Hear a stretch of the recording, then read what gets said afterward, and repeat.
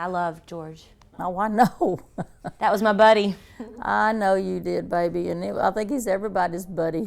From 2 to 92, one thing most of the world has in common is a love for George Jones.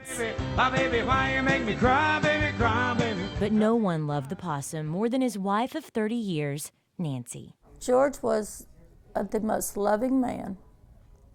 Truthfully, he was. Nancy and George married in March of 1983. On more than one occasion, he's credited her with saving his life. If I didn't have much of a life up to about 15 years ago, and I found out it could be a wonderful thing. Nancy says he did a lot for her, too.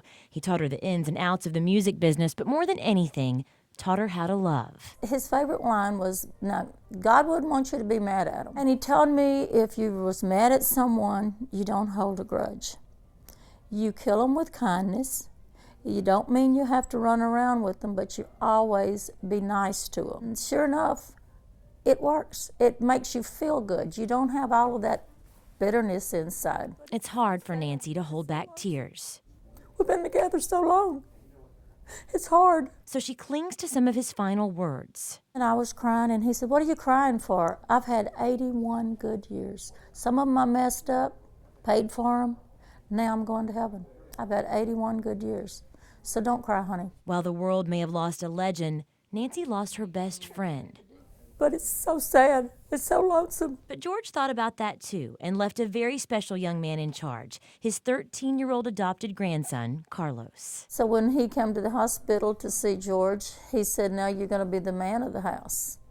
And he said, "I can do it, Pawpaw, I can do it."